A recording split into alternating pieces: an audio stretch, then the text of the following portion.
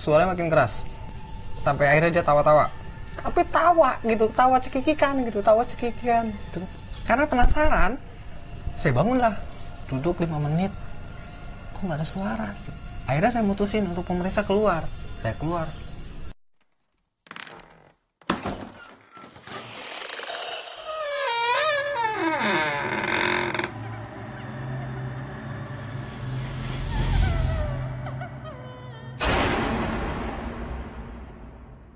Assalamualaikum warahmatullahi wabarakatuh. Baik lagi dengan gua Gilang dan masih di ngobrol.co. Kali ini gue udah kedatangan senior gue dari Sispala sama Stabuana. Ada Bang Heri atau Bang Bolot, gue biasa manggilnya. Bang, apa kabar Bang? Alhamdulillah baik. Sibuk apa aja nih Bang? Masih sibuk keseharian di salah satu authorized bengkel. Ya masih kita isi gitu kan. Tapi lu masih naik Bang? Masih sibuk naik? Kalau naik yang jauh-jauh gue udah jarang banget gitu, udah jarang banget. Paling kadang-kadang ngajak-ngajak mekanik gue gitu jalan-jalan. Terakhir kemarin itu pemanasan sih, lebih ke pemanasan. Gue ajak Camping mereka gitu Bang paling ya? Sampai Kawah Ratu ya, Iya. sampai Kawah Ratu, Gunung Bunder. Karena mungkin pemanasan katanya sih mau rencananya sih ya kita mau jalan lah, kita mau jalan ke gunung-gunung 3000 gitu kan insya Allah. Tapi kalau misalkan ya kondisi masih begini gitu kan, kayak kita planning dulu untuk pemanasan, gua ajak naik ke situ aja dulu kan, kayak gitu. Sebenarnya emang pandemi ini menghalangi kita semua Bang ya? Pusing pak. pusing. Oke, itu dia sedikit perkenalan dengan Bang Heri nih. Sebelumnya terima kasih banyak untuk kalian yang selalu support channel ini, dan terima kasih atas kritik dan sarannya. Jangan lupa like, komen, dan subscribe, karena kita akan lebih semangat lagi dalam membuat konten gitu Bang ya. Amin. Mantap. Kali ini Bang, lu mau cerita apa nih Bang? Sedikit cerita dari gua, pengalaman pribadi. Itu terjadi di tahun 2009 yang seharusnya itu jadi penutupan gua untuk naik gunung, karena posisi gua habis nikah dan punya anak satu tuh. Jadi gua sama rekan Sispala juga minta temenin lah gitu kan. Itu namanya Bang Bedul ya, Bang Bedul, nutup nih, gue menutup nih, gue punya anak satu kan, gue punya Nazar, punya anak satu, gue menutup, kita naik gunung terakhir, kita paling ujung. Mana Bang, mau keluar Jawa atau mungkin masih Jawa? Dia waktu itu rencana ngasih usulan ke gue, Keraung, kita belum pernah ke Keraung. Oh siap, Jawa Timur kan. Jadinya kita susun planning, kita lakukan lah perjalanan ke Raung. Ya alhamdulillah estimasi jalan itu 6 hari tercapai. Gitu kan, alhamdulillah sampai dengan selamat. Tapi ya ada sedikit cerita sih. Ada sedikit cerita yang menurut gue pribadi itu agak janggal. Ya memang beberapa kali nemuin hal-hal kayak gitu di gunung, tapi yang mau gue angkat kali ini tuh di situ. Kejanggalan dalam pendakian lu Bang, sedikit aja Bang. Coba, itu apa ya? Kejanggalan pada saat itu gue ketemu sama, bukan ketemu ya, nggak, jangan sampai gue ngeliat tapi gue denger suara cewek Belanda, John. Cewek Belanda, jarang-jarang kan lo ngeliat cewek Belanda, denger suara orang cewek Belanda gitu kan. Nah itu walaupun gue nggak ngerti gitu kan, nggak ngerti dalam artian bahasa dia, tapi apa ya, oh begini ya, kayak gitu ya. Akhirnya ya udah terjadi juga sama gua, kayak gitu. Oke, tuh teman-teman, kisi-kisi dari Bang Heri nih. Penasaran kan? Langsung aja kita simak cerita dari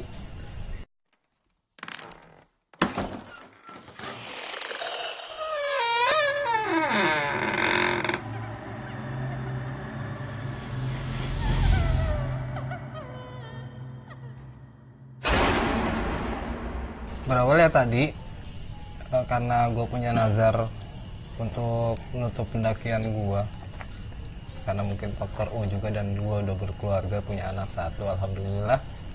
Karena gue cewek, nah kita mulailah keinginan gue untuk nazar dan menutup pendakian gue pada saat itu. Dan gue tunjuk salah satu adik di angkatan gue. Kita mulai dengan persiapan, prepare, mulai dari logistik, kita kumpulin, terus cari rute terbaik, googling, tanya sana sini. Alhasil itu gitu kan, nggak terlalu ekstrim juga. Sana kembali lagi ke peralatan nggak menunjang kalau misalkan kita harus sampai Puncak Sejati. Gue berangkat itu lewat pakai jalur kereta ya. Kita turun di Surabaya. Dari Surabaya itu kita berlanjut naik bis dari stasiun ke terminal. Itu perjalanan itu makan waktu, saya turun dari kereta itu kurang lebih sekitar jam 10 siang. Berangkat dari Senen itu siang juga kalau nggak salah, siang juga sekitar jam 9 jam 10-an itu berangkat dari stasiun Senen sampai di stasiun Surabaya. Saya lanjut naik bis itu jam kurang lebih sekitar jam 11-an. Jam 11 akhirnya sampai terminal Bondowoso itu pukul 8 malam. Oh, jauh ya Bang. Lumayan Pak. Itu perjalanan 1 hari itu udah di situ kan. Lumayan. Terus karena mobil angkutan umum untuk ke Banyuwangi itu malam nggak ada. Kalau nggak salah itu info dari kepala terminal itu, petugas terminal itu.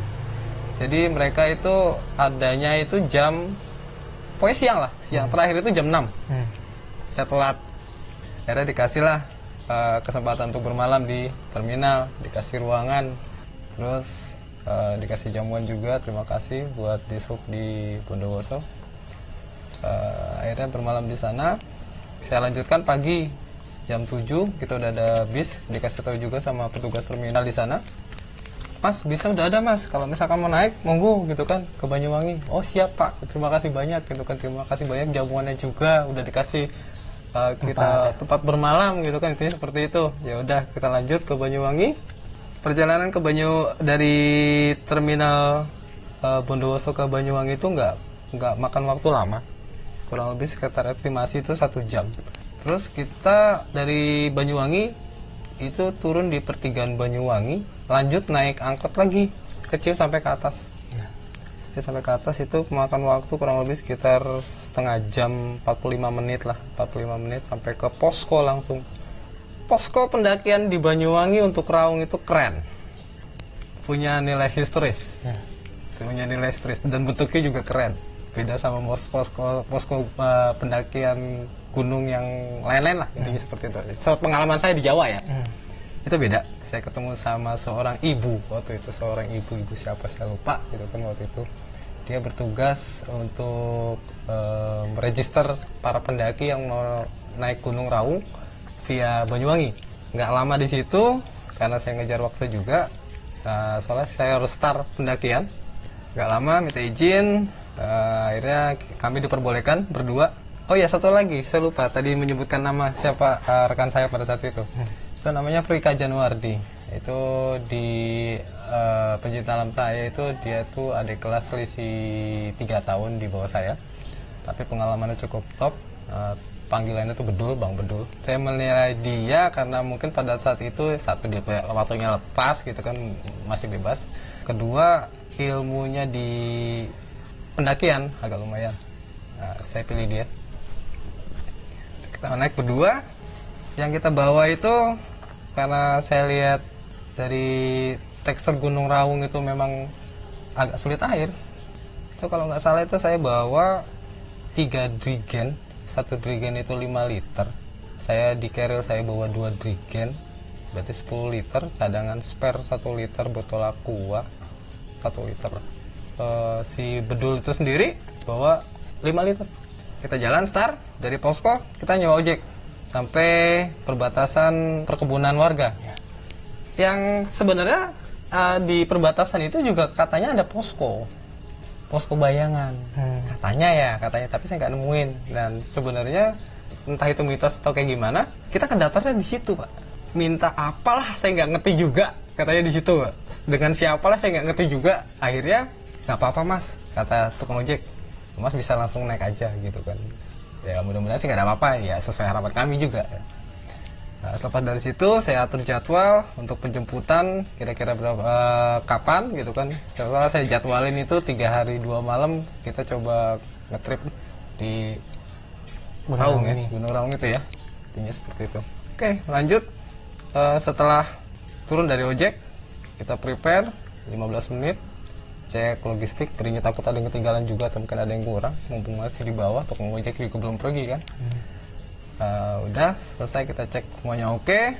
Jadi kita mulai trip. Target pertama kita sampai di Pondok Sumur, gitu kan, sampai di Pondok Sumur. Memang Gunung Jawa Timur itu top banget, masih alami. Saya ngelihat pohon semak belukar yang tingginya sekepala saya, gitu kan, terus batang-batang pohon yang jatuh, yang melintang, yang mungkin kalau misalkan saya peluk itu nggak bisa dipeluk juga Pak, gitu kan. Dan dari info posko pendakian di bawah itu memang nggak ada pendaki. Pada saat itu, Bang? Iya, pada saat itu. Nggak ada sama sekali? Nggak ada sama sekali. Dari kami itu berdua itu ya cuma berdua aja naik gunung kan. Tapi ya nggak mematahkan semangat. Insya Allah niat kita baik. Ya udah, kita lanjut jalan. Kita bikin santai perjalanannya. Kita bikin santai. Sampai saking santainya, mungkin setiap 15 menit 20 menit ngopi. Lapar masak gitu kan. Lapar masak, buka air, buka nesting, udahlah gitu kan. Karena dibikin santai. Alhasil kita lihat jam pada saat itu jam 4:30. Tapi memang jalur untuk dari batas perkebunan warga sampai Pondok Sumur itu mungkin jauh ya, lumayan jauh. Itu ngetrip saya dari jam 11:30 sampai jam 4:30 terakhir saya lihat jam itu belum sampai juga. Belum sampai juga karena terus udah gitu juga posisi karena hutan yang lebat ya, udah agak gelap juga. Akhirnya saya dan Bang Bedul itu mutusin buat buka tenda di pinggir jalur trekking. Akhirnya kita bermalam di situ. Ya udah, saya bermalam di situ, kita buka peralatan, terus istirahat, makan, masak, bla bla bla bla. Ketemu pagi. Pada saat pagi itu kurang lebih sekitar jam 5:30, saya tuh terbangun dengan kaget. Kenapa tuh? Sumpah kaget banget. Nggak taunya tempat kita ngecamp itu ada pohon besar. Samping tenda itu memang saya lihat memang pada saat sorenya sebelum saya buka tenda itu emang ada pohon besar gitu kan, pohon besar banget. Saya buka tenda di samping pohon besar itu. Yang pagi-pagi itu saya kaget, jam 5:30 itu ada suara yang di atas pohon itu yang grusak. Saya pikir ada apa nih kan? Saya pikir ada binatang buas atau apa gitu. Ternyata di pohon besar itu banyak oak Jawa. Oh, monyet tuh, Mas. Iya. Monyet ya? Kalau monyet kecil ya. Maksudnya spesiesnya mereka. Iya, spesies mereka lah gitu. Kerabatnya mereka lah gitu. Jadi oak Jawa itu pada lompat-lompatan di atas. Panik ya, ditambah panik juga masalahnya kalau misalkan mereka merasa terganggu, terusik juga, wah kita juga bisa diacak-acak sama mereka, intinya seperti itu. Udah kan, nggak sampai lama saya di situ, bangun pagi, saya sarapan sejenak, waktu itu nggak berat, saya cuma buka cemilan aja. Kita lanjut lagi perjalanan, kita packing semuanya rapi, udah masukin keril, doa dulu sebentar, doa. Lalu sebentar kita jalan. Jam berapa tuh, Bang? Itu jam 8. Jam 8 kurang lebih jam 8 setengah 9 lah. Jalan lagi, nerusin jalur trekking yang semakin rapat. Tapi ya rapat, tapi jelas sih trekkingnya, jalurnya jelas, cuman agak rapat aja. Rimbun, yang posisi semak belukar itu masih di atas kepala, gitu kan. Sekali ya ada pohon tumbang, gitu kan, yang kita harus ngolong, kadang-kadang nggak harus lompatin juga, atau mungkin kadang-kadang saya harus ngikutin jalur itu pohon juga, gitu kan. Jarak waktu 1 jam, nggak sampai 1 jam, akhirnya saya ketemu pos pertama, Pondok Sumur, gitu kan, Pondok Sumur. Yang alhamdulillah pada saat itu saya ketemu sama penduduk setempat.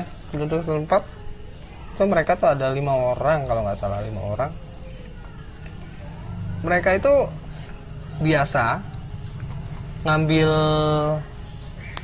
tanaman-tanaman yang diolah untuk jamu katanya. Oh, berarti tanaman obat, Bang. Tanaman obat. Mereka bawa 2 karung besar gitu kan. Terus kayak contoh mungkin angin, rumput angin mereka ambil gitu kan. Terus saya dikasih tuh, Mas, ini katanya buat vitalitas. Mantap kan? Kesuburan. Iya. Buat vitalitas, terus untuk pegal-pegal juga. Saya dikasih nih mas, iya. Saya dikasih. Akhirnya saya dikasih tuh segegeman gitu kan. Saya pikir tembakau gitu kan. Nggak taunya buat obat. Ya udah saya dikasih. Makasih mas, ya kan. Saya kasih rokok, kita tukeran makanan, sempat ngobrol-ngobrol juga. Kita 30 menit di sana. Terus selisih 20 menit mereka turun duluan. Saya masak di situ kan, makan sarapan lah. Karena kita belum masak, belum makan besar, maksudnya makan berat lagi. Saya di situ ada kurang lebih sekitar 1 jaman. Infonya katanya di situ ada sumber air, tapi saya cari nggak ada sumber air.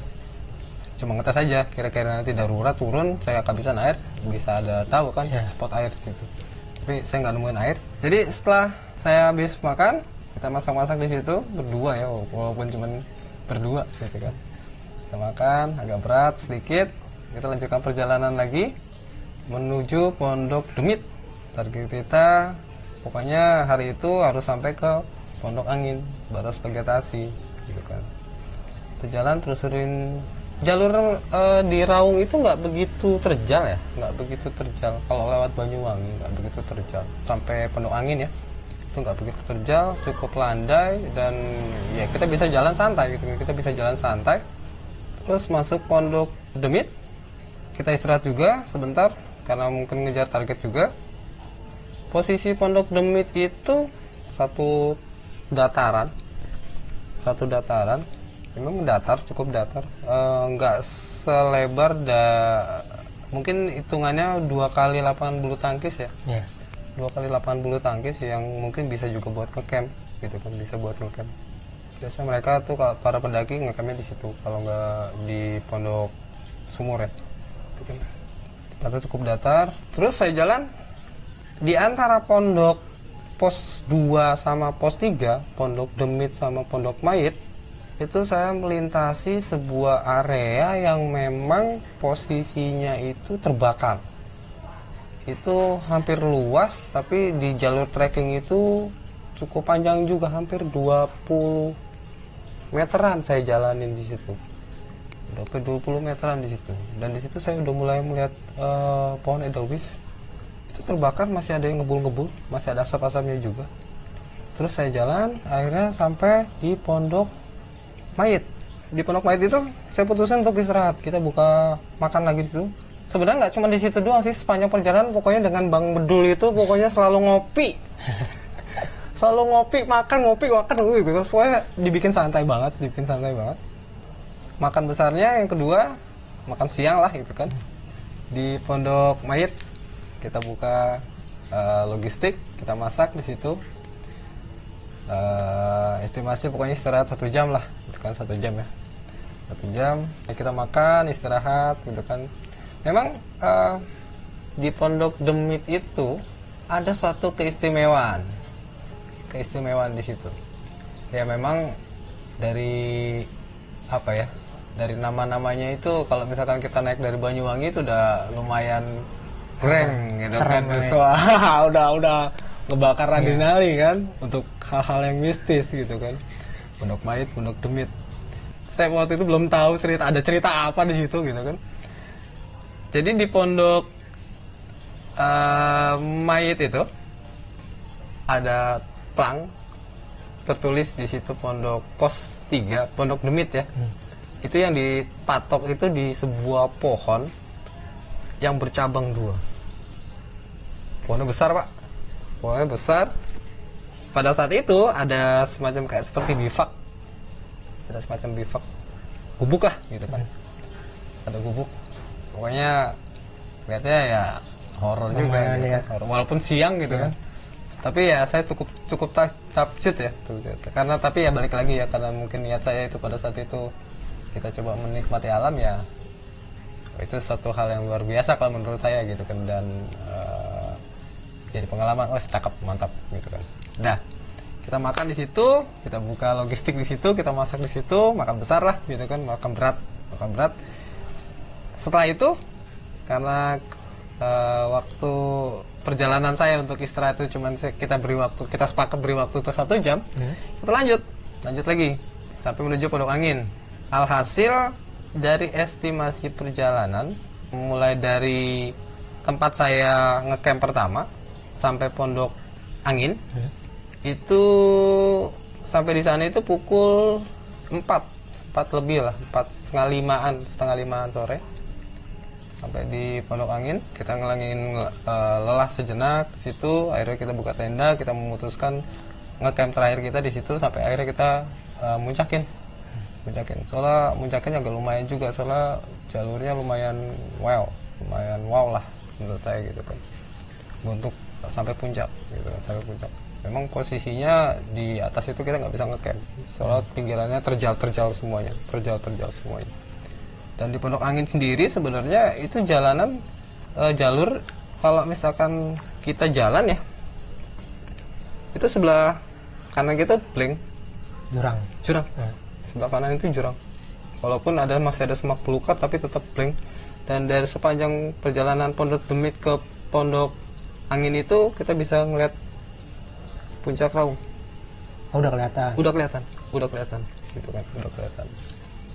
Kita jalan, saya buka tenda di Pondok Angin, terus saya nyalain perapian, istirahat sejenak, akhirnya buka logistik. Di situ kita makan lagi, persiapan tenaga.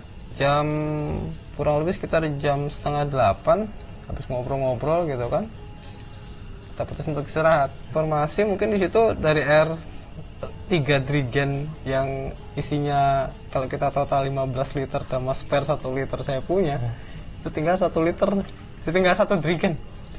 Wah, tinggal 1 drigen. boros juga ya. Oh, lumayan, ngopi terus pak. Pokoknya ngopi masak gitu kan. Ngopi masak, pokoknya sepanjang jalur trekking benar-benar kita bikin santai lah gitu kan, kita nggak ngejar target juga. Nah, di situ mulai ada keanehan di Pondok Angin. Di malam terakhir saya ngecamp itu mulai ada keanehan. Ada suara-suara yang mungkin seperti kayak jeritan. Memang posisi angin juga kencang karena posisinya kita di atas lembah gitu kan. Saya berpikir positif aja, mungkin pada saat itu saya pikir oh itu angin gitu kan. Tapi ya semakin lama ya semakin jelas juga. Semakin lama semakin jelas. Di situ ada suara-suara yang menurut saya nggak suara-suara aneh lah, intinya seperti itu. Ya balik lagi karena mungkin saya coba berpikir positif, niat saya di sini cuma naik gunung gitu kan, coba menikmati pemandangan di gunung, dan saya punya nazar yang memang saya harus puncakin ke Raung gitu kan. Ya udah, saya abaikan itu. Suara jelas banget, seperti kayak ceritan gitu. Kita bangun, saya punya planning dengan Bang Bedul itu pada saat itu saya malamnya itu sambil ngobrol lah sebelum istirahat. Bang Bolot, kita bangun jam 5:30. Jam kita masih WIB nih katanya. Waktu Indonesia Barat nih kan, bukan WIT gitu kan. Pokoknya jam kita 5:30 kita coba muncakin. Logistik, barang-barang, keril semuanya kita taruh dalam tenda. Terus cuman kita doang berdua ini kan di Raung. Oh ya siap, insya Allah. Saya pikir kita sampai puncak. Kita setting alarm jam 5. Bangun, prepare, pakai peralatan untuk summit, sedikit bawa minuman, 1 botol air panas, termos kecil, terus sedikit buat cemilan buat di puncak gitu kan. Kita jalan, dan di situ saya sempat ngedrop karena mungkin nggak prepare untuk sarapan juga. Sempat ngedrop pertengahan jalan, tertatih-tatih.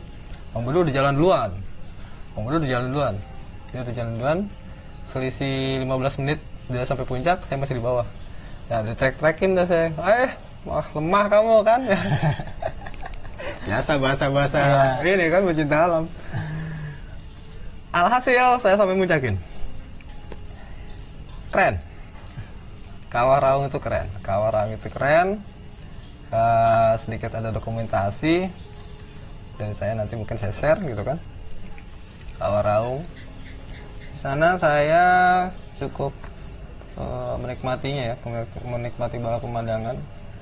1 jam saya di atas karena nggak bisa lama juga, soalnya saya harus ngejar mobil juga sampai. Niatnya saya mau ngelanjutin sampai bawah, maksudnya turun sore atau malam kita langsung lanjut ke terminal Bondowoso gitu kan. Singkat cerita, setelah saya di puncak, walaupun nggak puncak sejati, Setidaknya melihat ya bang ya. Setidaknya melihat. Iya. Saya turun, baru di situ makan lah, istirahat, habis muncakin. Kalau nggak salah turun sekitar jam 9-an lah kalau nggak salah. Selebihnya habis buat jalur turun naik untuk muncak. Jam 9 kita makan di situ tuh untuk sarapan, mulihin tenaga, sampai akhirnya kita turun langsung 12. Pokoknya satu hari itu target kami itu harus sampai batas perkebunan warga. Soalnya kita ada janji di sana sama tukang ojek. Sama tukang ojek. Mau gak mau gimana caranya jam 5 harus sampai bawah gitu kan. Ya alhamdulillah kita cukup disiplin. Untuk air kita nggak disiplin. Untuk air kita nggak disiplin. Untuk air nggak disiplin.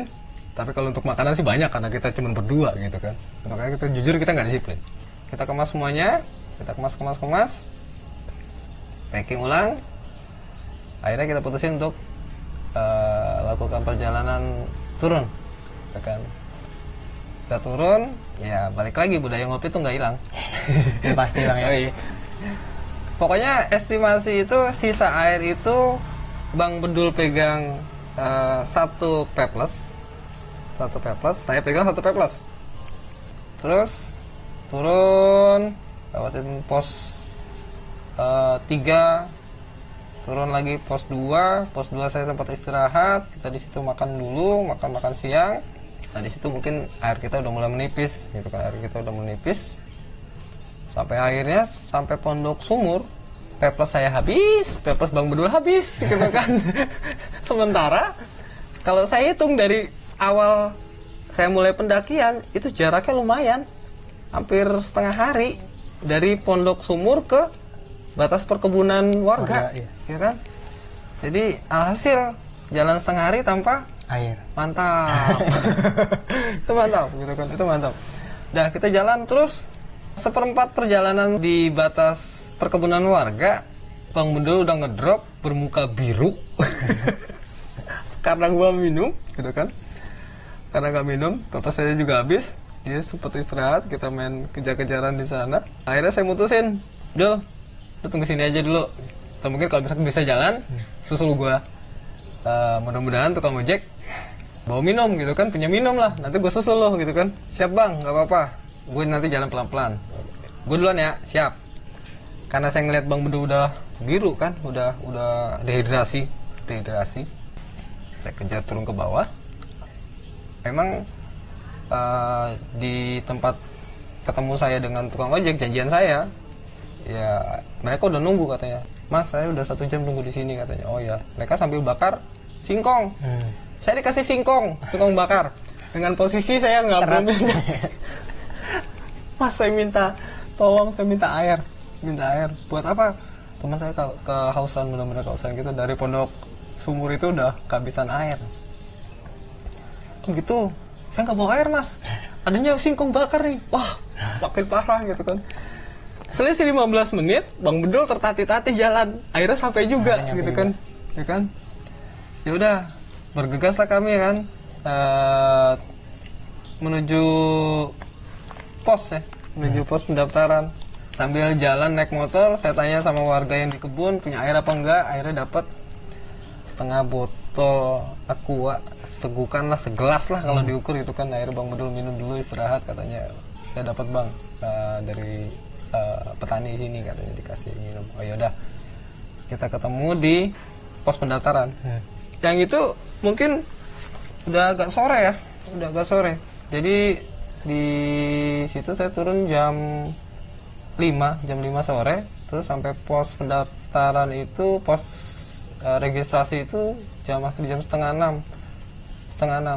Terus infonya nggak ada mobil turun ke bawah sampai Banyuwangi kalau jam segitu katanya. Adanya sampai jam berapa lah, sore lah pokoknya katanya, nggak sampai sore banget gitu kan. Alhamdulillah petugas dari pos pendaftaran, si ibu itu, saya lupa namanya siapa itu, ngasih kita tempat buat istirahat sejenak katanya, sampai nanti nunggu pagi lanjutin perjalanan gitu kan. Alhamdulillah, yang niatnya saya berdua itu mau buka tenda di halaman, akhirnya dikasihlah saya tempat satu rumah nggak berpenghuni katanya bisa untuk bermalam di situ. Oh ya alhamdulillah kan, terima kasih saya ucapin. Ya udah kita langsung masuk ke sana, beres-beres bersih-bersih. Kondisi rumahnya itu rumah nggak berpenghuni, kurang terawat juga. Terus di dalamnya itu banyak barang-barang yang menurut saya itu agak heran ya, bukan agak heran tapi nggak tahu ya, mungkin mereka simpan atau apa, saya nggak ngerti juga. Asing ya. Asing, bukannya asing, horor. Oh. Bukannya asing, horor. Di situ ada dipan. Kalau di orang Betawi bilang tuh bale, tapi dipan ya, kayu. Kalau bale itu bambu gitu. Dipan tempat tidur lama Jawa yang posisinya itu buat satu orang lah biasanya itu kan. Itu ada 3 buah. 3 buah. Bentuknya ruang tamunya letter L, sampingnya kamar. Terus ada almari tua, kayu. Itu udah berdebu. Nah, saya bilang sama Mundul, tidur di depan, aku tidur di kamar nih, gitu kan. Di sini aja katanya.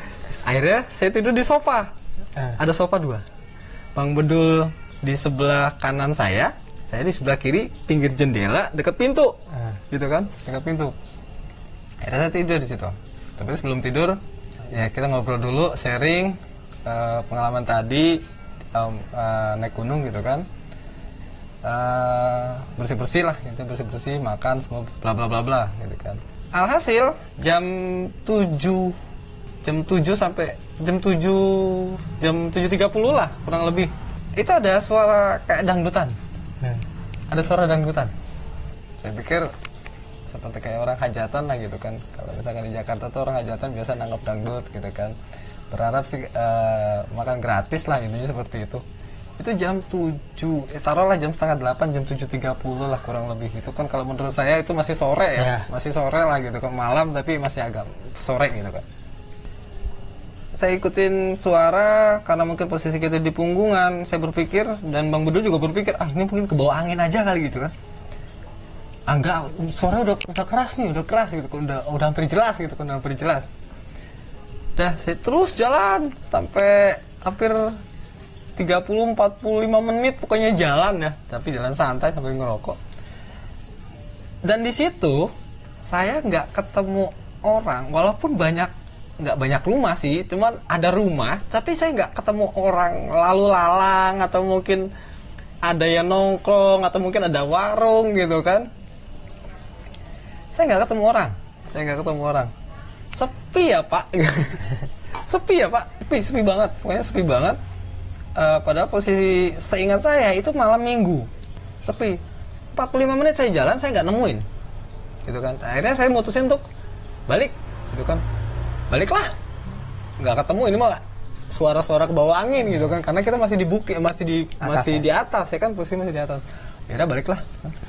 Ya udah, tadi mungkin sepanjang perjalanan saya pergi berangkat ngusurin suara sampai akhirnya saya balik ke tempat pendaftaran tadi, saya nggak nemuin orang. Si ibu sendiri nggak keluar. Memang posisinya mungkin sedikit saya kasih gambaran rumah pendaftaran. Yang biasa untuk pendaftaran pendaki gunung untuk menuju Raung. Di sebelahnya ini rumah tempat saya yang dikasih pinjam. Terus di atas tuh ada rumah Pak. Di atas ada rumah. Ada 2 atau 3 rumah. Posisinya di atas ya. Ada undakan tanah 2 meter, 1 meteran di atas rumah. Kayak gitu. Nah, akhirnya saya memutuskan untuk jam 8 sampai di rumah. Ya udah, istirahat aja lah, kita tidur kan, besok pagi berangkat, soalnya kan perjalanan kita masih jauh sampai menuju Jakarta gitu kan. Ya udah, kita istirahat di situ jam 8, taruhlah jam 8.30 kita udah mulai tidur. Nah, tidurlah saya dengan posisi formasi tadi, Bang Bedul sebelah kanan saya dengan dipan dengan sofa, saya di sofa juga, sofa panjang. Dia tidur pakai sleeping bag kukupan, dia pakai sarung. Bang Bedul dengan gayanya dia tuh kalau naik gunung pakai sarung. Saya pakai sleeping bag. Saya tutup muka saya. Sekitar hampir jam 12-an. Jam 12-an lah. Taruhlah jam 12. Saya terbangun Pak. Terbangun karena saya mendengar ada suara orang ngobrol. Orang ngobrol, itu ada suara cewek ngobrol gitu kan.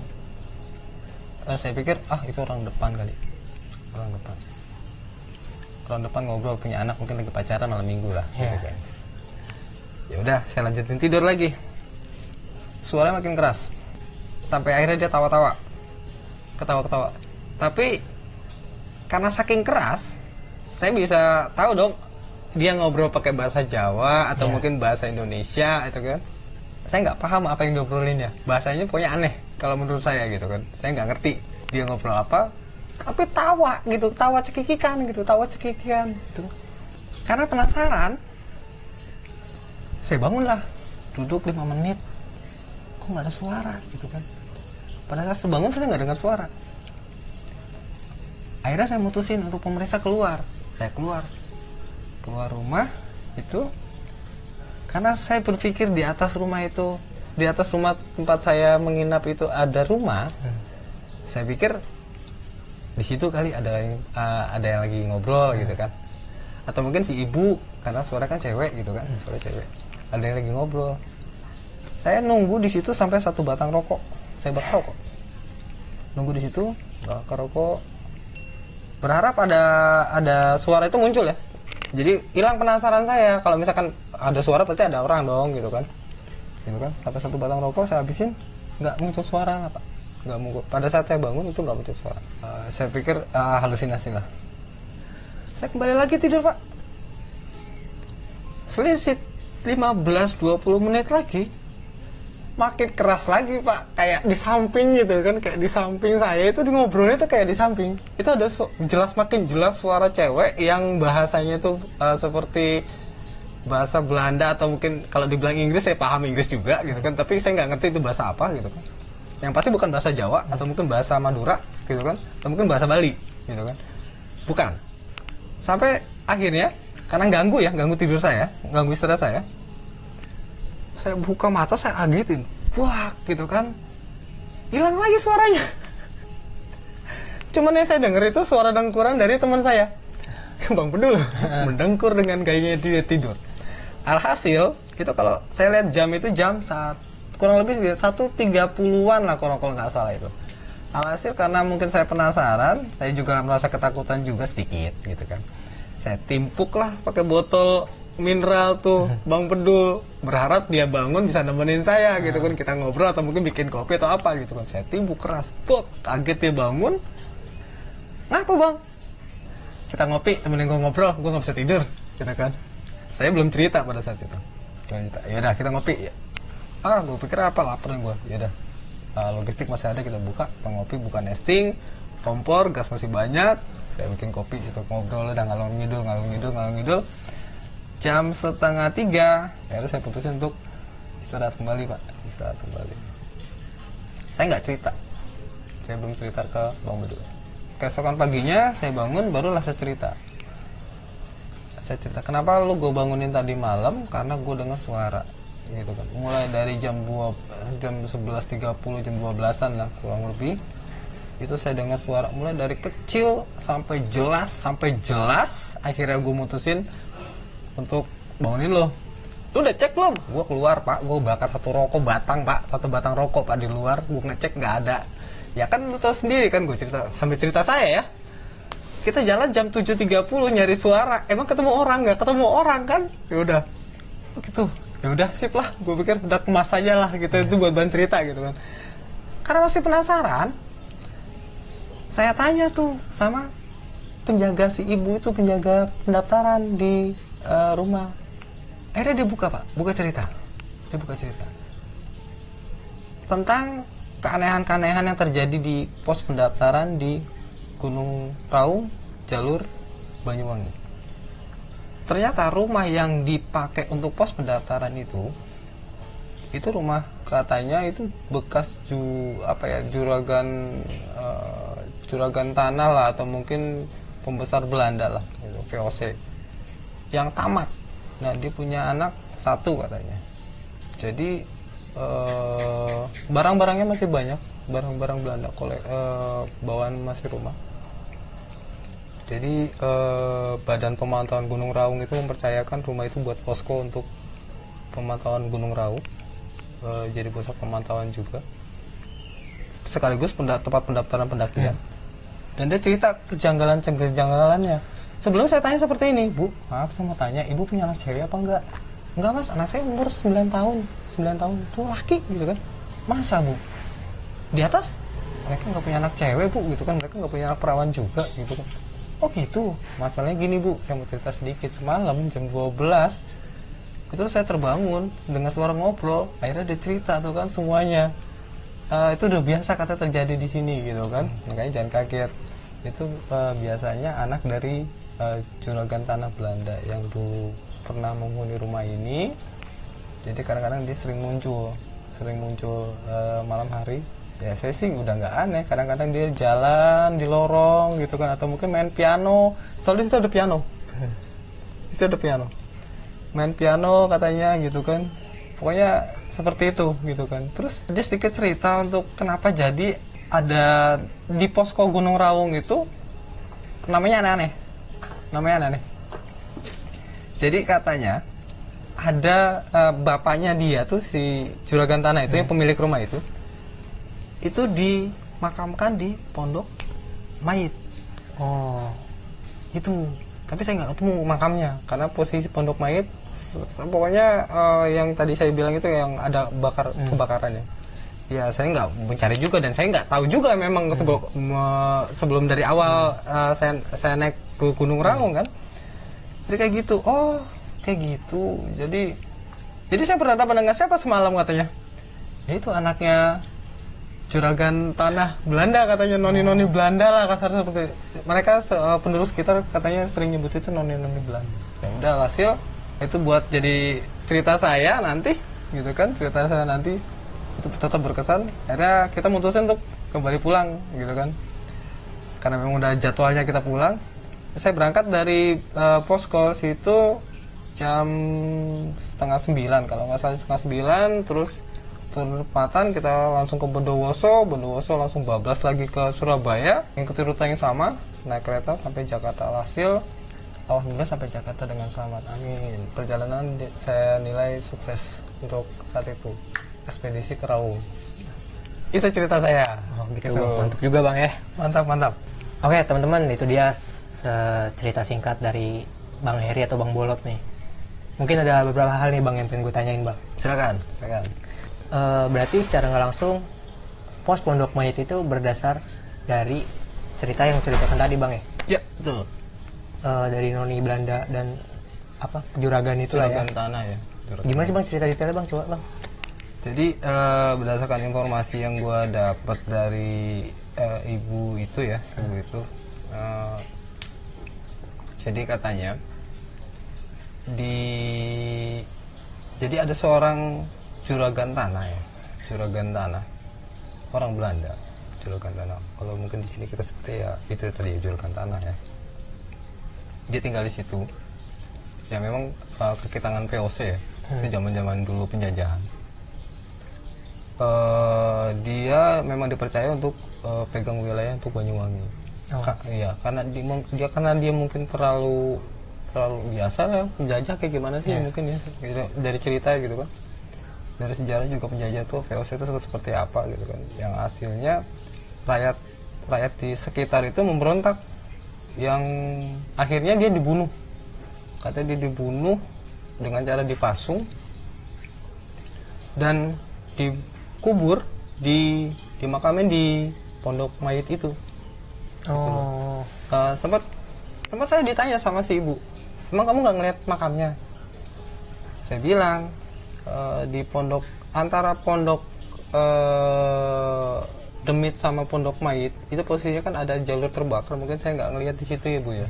Dengan saya jawab dengan seperti itu, dan ya saya juga nggak tahu di situ ada makam gitu kan, ada makam. Emang makamnya jelas gitu kan, jelas Mas katanya. Oh tapi saya nggak nemuin. Alhamdulillah saya nggak nemuin juga gitu kan, saya nemuin juga akhirnya saya turun mungkin kayak gitu ya, gitu kan, seperti itu gitu penjelasannya. Berarti pemberontakannya itu dengan cara membunuh orang tersebut dan menguburkannya di pos pondok mayit itu Bang. Betul, seperti itu. Nah sebelumnya nih bang, gue pengen cerita lagi nih bang. Nanya lagi. Jeritan yang lu denger di Pondok Angin bang, seberapa lama bang? Jeritan yang terdengar di Pondok Angin, gini, posisi pada saat itu memang angin agak lumayan kencang ya, angin agak lumayan kencang, dan memang posisinya adanya di saya itu adanya di atas semacam lembah ya, jurang. Soalnya ada beberapa foto yang nanti mungkin saya kasih lihat, posisinya memang di bawah itu blank. Posisi sebelah kanan saya itu blank, di belakang samping tenda. Soalnya saya bersandar dengan pohon. Tenda saya bersandar dengan pohon, gitu kan. Saya agak pepetin, tapi ada 5 meter, 4 meter ke samping itu blank, langsung blank. Jeritan yang saya dengar itu berlangsung cukup lama gitu kan, cukup lama. Seperti kayak jeritan wanita gitu kan, atau mungkin teriakan orang lah, seperti itu.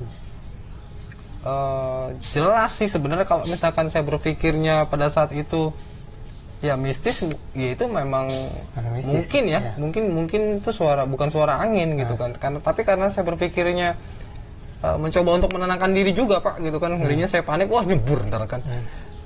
Berpikir positif, ya itu angin, gitu, seperti itu. Tapi itu cukup jelas, kalau menurut saya itu cukup jelas, itu bukan suara angin. Soalnya sepengalaman saya daki, sepengalaman saya naik gunung, suara angin itu biasanya ada irama angin ya kan. Tapi ini beda, kalau menurut saya seperti itu. Tapi secara nggak langsung bang, maksudnya kalau kita berteriak nih bang, misalkan saya berteriak nih bang ya, sama dengan kita ngomong kan, maksudnya nadanya tuh kedengerannya jelas gitu, sama ya bang ya. Sama nggak bang sama suara orang ngobrol yang ketika lu ada di rumah sebenarnya? Sama persis sama, ada intonasi ngobrolnya, terus ada ketawanya, itu pokoknya jelas banget. Kenapa jadi saya bertindak seperti itu? Pada saat di situ saya berekspresi seperti itu karena memang udah cukup mengganggu mengganggu saya banget gitu kan, dan nggak wajar. Dan nggak wajar. Berarti sebenarnya sinkron nih bang ya? Bener gitu ya. Mungkin apa saya udah diikutin pada saat saya ngecamp terakhir di Pondok Angin, atau ya mungkin kurang adanya permisi ya, saya nggak tahu juga. Di Pondok Demit itu ada makam juga gitu kan ya, Pondok Mait ya, Pondok Mait itu ada makam juga, mungkin seperti itu ya, saya nggak tahu. Mungkin buat sedikit rekan, kalau misalkan memangnya mau naik gunung ya pahami sosiologi pedesaannya juga ya, mungkin lebih ke situnya gitu kan, kulturnya harus kita pahami dulu gitu, seperti itu. Satu lagi nih bang, gue masih kepo nih bang. Kopinya belum habis pak? Ya silakan. Terakhir di kondisi rumah bang, seperti apa sih bang rumah? Iya. Untuk kondisi rumah, mungkin kalau saya bilang itu rumah, bentuknya rumah. Tapi yang nggak wajar itu di dalamnya. Itu menurut saya nggak wajar. Lebih condong itu tempat penyimpanan barang. Soalnya barangnya itu dibilang berantakan enggak, cuman yang saya anehin di situ ada dipan, 3 buah dipan yang dijajarkan berbanjar itu ke arah dapur. Di belakang itu dapur. Saya sampai nggak pernah masuk ke dapur karena mungkin takut juga sih, cuma aneh aja gitu kan. Itu ada 3 buah dipan, ada kamar yang posisinya itu ada dipan juga. Terus di pojok samping dinding dapur, sebelum dapur ya, itu ada tembok, itu ada kalau orang sini namanya bupet ya, almari ya, rake gitu ya. Tapi arahnya itu kuno, rak kuno, motifnya kuno gitu kan ya, seperti itu. Terus kalau misalkan kita nengok ke atas biasa rumah Jawa itu nggak pakai internet, nggak pakai plafon, nggak pakai langsung plafon ya, atap bang ya, langsung atap, genteng, kayu-kayu. terus kayu-kayu gitu. Wah, itu mantap pak. Itu mantap itu. Makanya saya kami berdua itu semenjak masuk ya udah di ruang tamu itu aja, nggak berani kemana-mana gitu kan, karena ya itu tadi saya bingung juga. Kenceng amat sih pesawat. Oh, baru mau ini pondok cabe nih. Dari ini Pak, dari Eternit. Gak apa-apa, sorry guys ada pesawat. Gitu aja.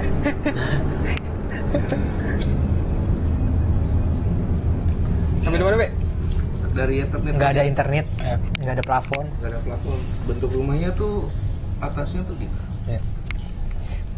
Bentuk rumahnya tuh nggak seperti rumah di Jawa ya. Jadi dia tuh nggak pakai internet plafon lah gitu kan, langsung kita nengok ke atas tuh genteng dengan kayu-kayu bambu gitu kan, sama palang-palangan bambu. Ya mungkin kalau misalkan saya nggak mau nebak-nebak juga ya gitu kan, kalau misalkan memang ada yang lagi ngeliatin saya pada saat saya tidur, ya mungkin adanya mungkin di atas lagi goncang-goncang kaki ya, apalah saya nggak ngerti gitu kan. Tapi saya nggak ngerti juga pak. Intinya seperti itu.